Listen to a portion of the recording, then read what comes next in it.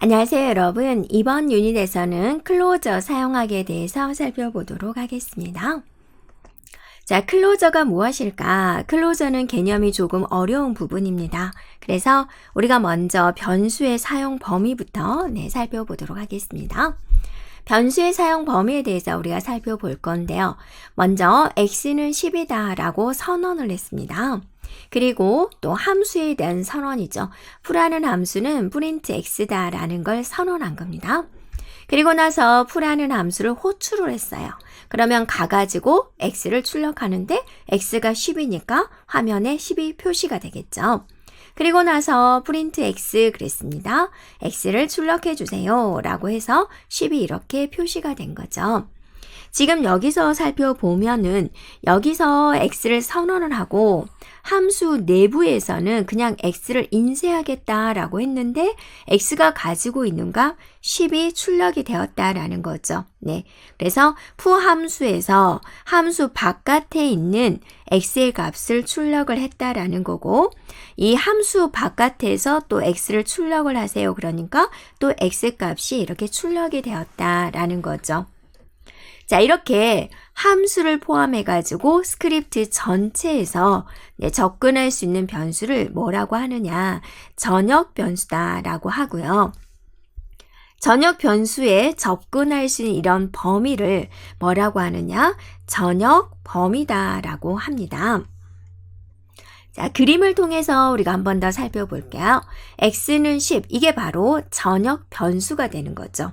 그리고 나서 여기는 함수를 선언한 거고 함수를 호출을 했는데 이 x라는 게 전역 변수가 되어서 어디서든지 x는 10이 됩니다. 그래서 함수 안에서 출력을 해도 10이 되고 함수 호출이 끝난 여기서 x를 출력을 해도 10이 나온다라는 거고 이 범위를 뭐라고 그런다? 전역 범위라고 한다라는 거죠.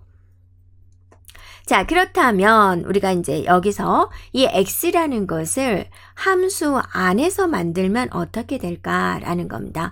바깥쪽에서 선언하지 않고 풀하는 함수 안쪽에서 선언을 하게 되면 이 x는 뭐가 돼버리냐면 지역 변수가 돼버리는 거고 얘의 사용처는 뭐냐? 함수 안에서만 사용이 돼요.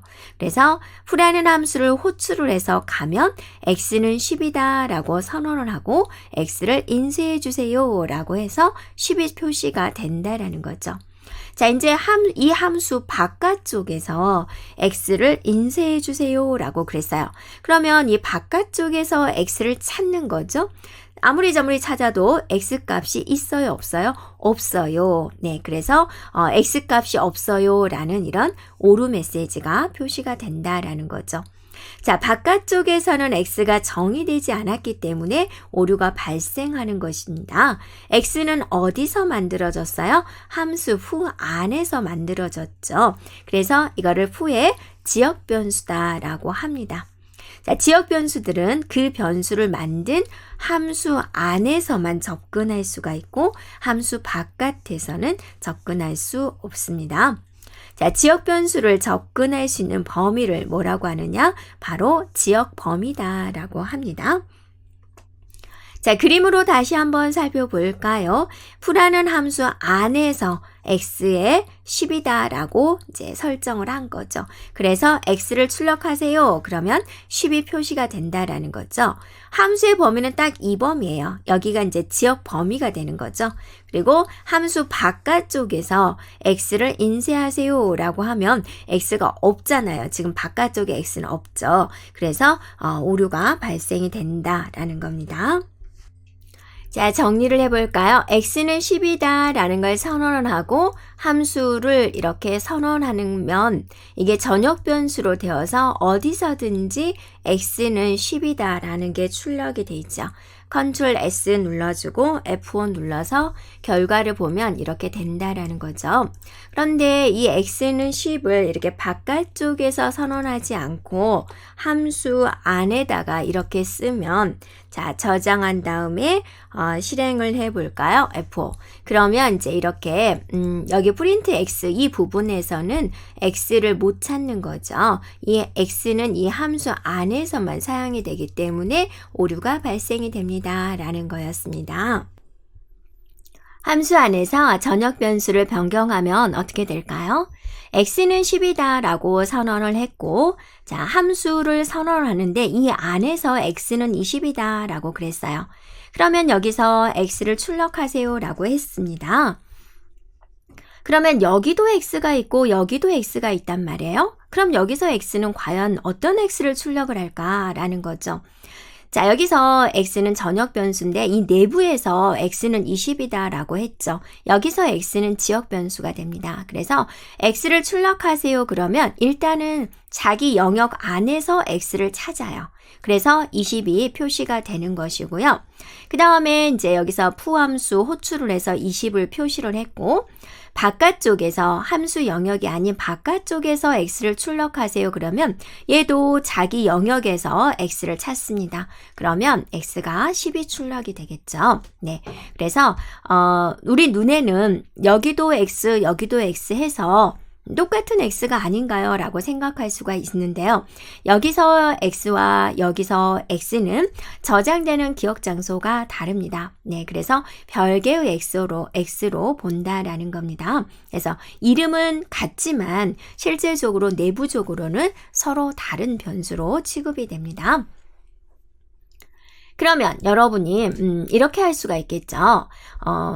함수 안에서 그 전역 변수 값을 변경하고 싶다라는 거예요. 그럴 때는 이제 글로벌이라는 키워드를 사용합니다. x가 10이에요. 그리고 풀하는 함수를 정의를 하는데 글로벌 x 그랬어요. 그러면 여기 전역 변수에 있는 x를 사용하겠습니다 라는 뜻이에요. 그래서 x는 20이다 그러면 이제는 여기 있는 x, 여기 있는 x가 같은 x가 되는 거죠. 그래서 출력해 주세요. 그러면 x가 되는 것이고요. 바깥쪽에서 x도 20이 되는 거죠. 왜냐면 자, 여기서 글로벌 x, 바깥쪽에 x를 쓰겠다라고 했고 그 값을 20으로 변경했잖아요. 그러면 기존에 기억하고 있던 10은 사라지고 새로운 20을 x가 기억을 하게 됩니다. 자, 만약에 여러분이 전역 변수가 없는데 이 함수 안에서 글로벌을 사용하게 되면 이 변수는 전역 변수가 되죠.